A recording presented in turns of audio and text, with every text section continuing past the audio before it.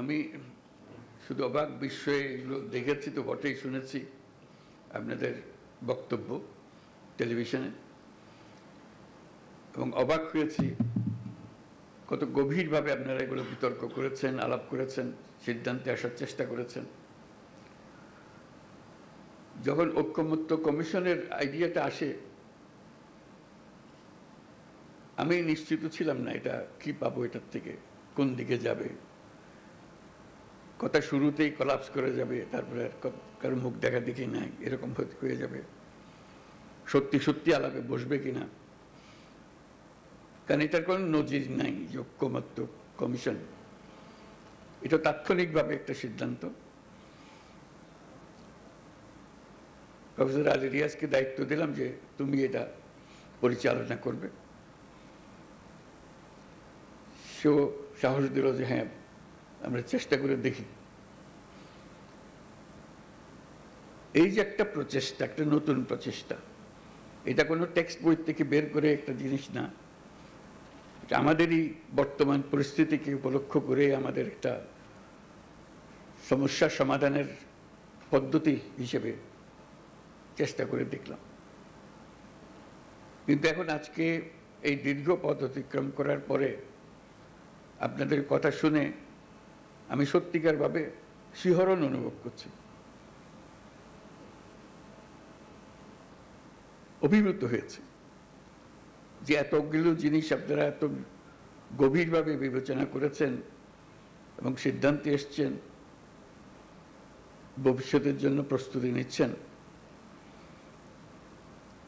এটার কত নজির নাই। কাজে এটা শুধু বাংলাদেশের অভিজ্ঞতা বলে থেকে যাবে না, এটা অন্যান্য দেশও লক্ষ্য করবে আমরা কি পদ্ধতি অবলম্বন করেছিলাম যে এটাতে গেছি, এটা নজির হিসেবে থাকবে। এই নজির যেন খুদ বলা নজির না হয়, এটি আমার আবেদন। এমন নজির সারা দুনিয়া বিশ্ব এটা দেখবে এবং এটার থেকে অনুসরণ করার চেষ্টা করবে। কারণ আপনারা মূল কাজটা করে ফেলেছেন, সামান্য রাস্তা বাকি।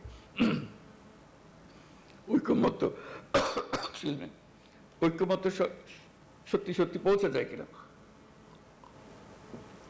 শেষ অংশটুকু, সবকিছু নির্ভর করছে শেষ অংশটুকুর উপরে। আপনাদেরকে অসংখ্য ধন্যবাদ, আপনারা দীর্ঘ পথ অতিক্রম করেছেন। বাকি রাস্তাটুকু আপনারা যেন সুন্দরভাবে সমাপ্ত করে পৃথিবীর জন্য, আমাদের জন্য তো বটে, দেশের জন্য তো বটে, পৃথিবীর জন্য একটা নজির সৃষ্টি করে যাবেন। কারণ যেই সমস্যা অতিক্রমের জন্য আমরা এই প্রচেষ্টা চালাচ্ছি, এই সমস্যা শুধু আমাদের নয়। 2 দিন আগে নেপালে আবার শুরু হলো, এরকম আরো বহুজনের এই সমস্যা হবে, অতীতেও হয়েছে, আরো হবে। কাজে আমরা কি পদ্ধতি অবলম্বন করলাম, কিভাবে আমরা সমাধানে উপস্থিত করলাম, সেটা খুব মনোযোগ সহকারে সবাই দেখবে। আমাদের এখান থেকে বের হবার কোনো উপায় নাই। যত কথাই আমরা বলি, কত কনভিন্সিং কথা বলি, তো যে রাস্তায় আমরা শুরু করেছি সমঝোতার রাস্তা, এটার থেকে বের হবার কোনো সুযোগ আমাদের নাই। এই সমঝোতায় আমাদের আসতেই হবে। আমি হয়তো গায়ের জোরে কথাটা বলছি, কিন্তু কথাটা ফেলে দেবার কোনো উপায় নেই। কারণ আমাদেরকে জাতি হিসেবে যে নবযাত্রা শুরু করার একটা সুযোগ ছাত্র জনতার অভ্যুত্থান আমাদেরকে দিয়ে গেল, সেটার একমাত্র সমাধান হলো এই সমঝোতার পথে গিয়ে নতুন বাংলাদেশ তৈরি করা। আমরা নানা যুক্তি দিতে পারি, বহু যুক্তি, যুক্তির কোনো শেষ নাই, কিন্তু সমাধান এখানে।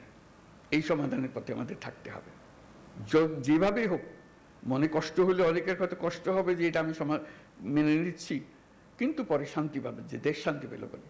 কারণ দেশের শান্তি বড় শান্তি।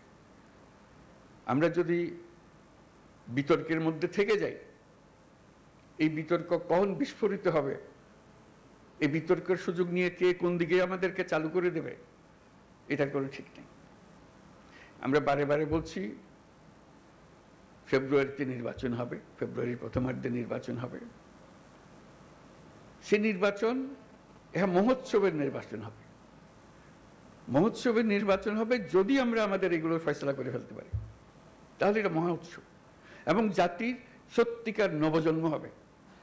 এটা শুধু নির্বাচন না, এটা নবজন্ম। এই যে এত ত্যাগ, এত রক্ত, এত আত্মাহুতি, এগুলো সার্থক হবে যদি আমরা ওই নবজন্মটা লাভ করতে পারি। আমার মাঝখানে একটু মনে পড়ছিল আলাদিনের প্রদীপের কথা। আলাদিনের প্রদীপে ঘষা দিলে একটা দৈত্য বেরিয়ে আসে। দৈত্য এসে জিজ্ঞেস করে, কি করতে হবে আমার?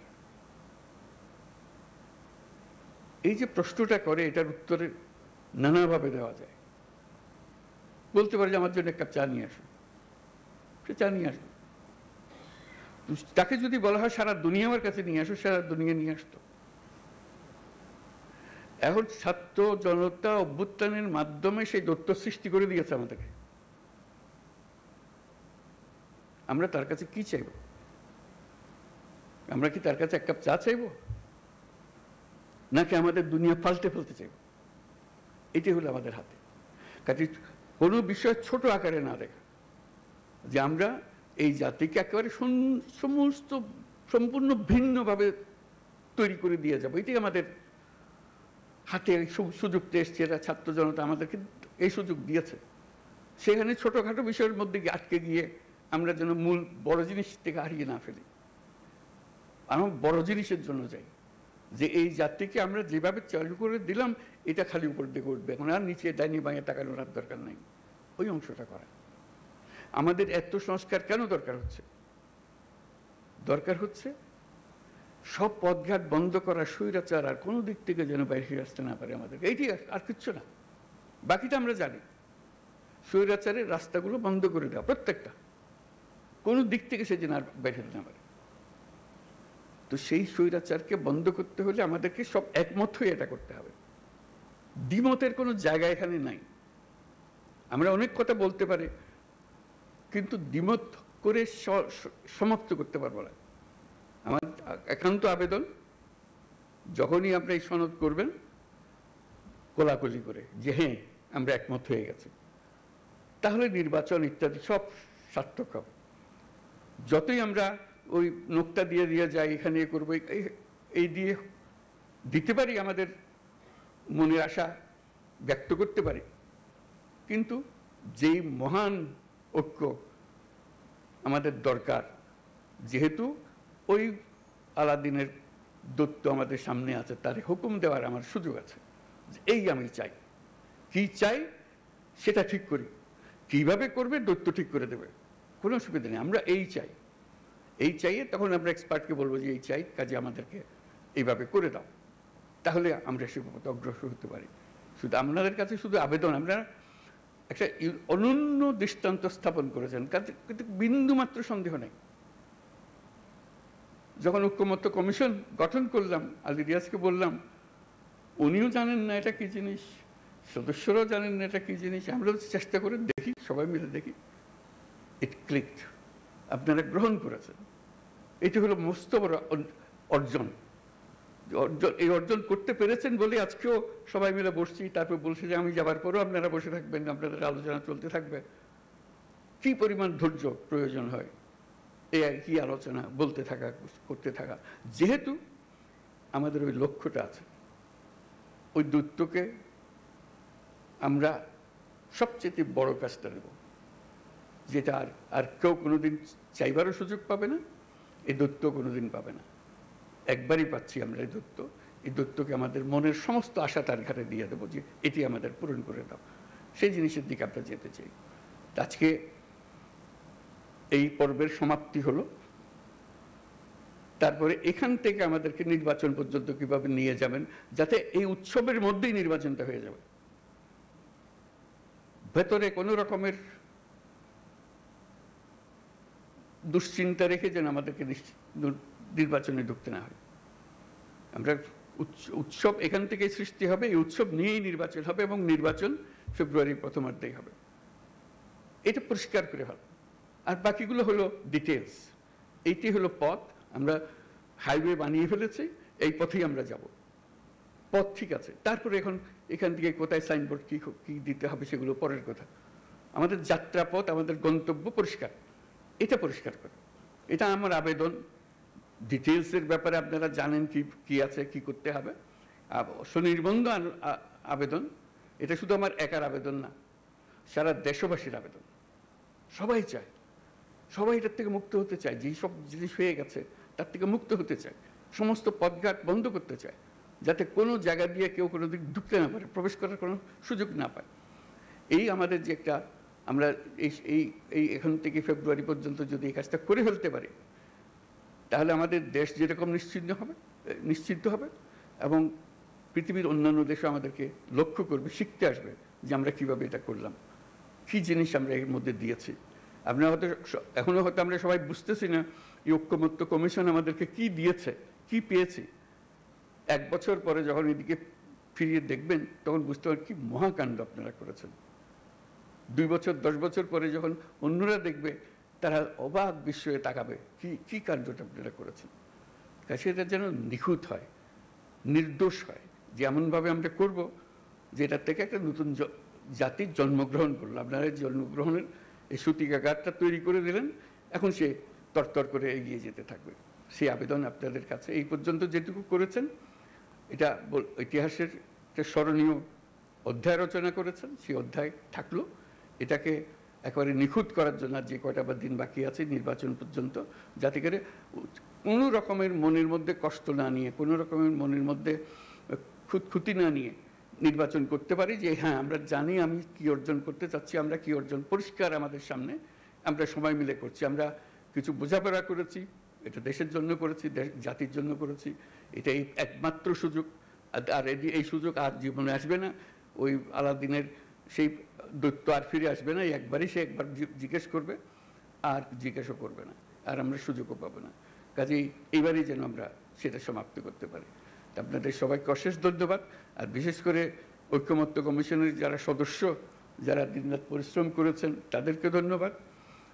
এবং প্রফেসর আলী রিয়াজকে ধন্যবাদ। কত ধৈর্য সহকারে উনি করে গেছেন। এটা এত পরিশ্রম করে এটা করবেন, এটা আমার মনে আসে নাই তখন যখন আমি আলাপ করলাম। এখন দেখছি ওনার যে কন্ট্রিবিউশন আপনাদের সবার সঙ্গে এই দিনের পর দিন আলাপ করে একটা রাস্তা বার করার জন্য, সেটা যেন আমরা সফল হই, সবাই মিলে সফল হই। সবাই মিলে পরিশ্রম করেছেন আপনারা। কাজে এটার জন্য এটা ব্যর্থ হবার কোনো সুযোগ নেই আমাদের কাছে।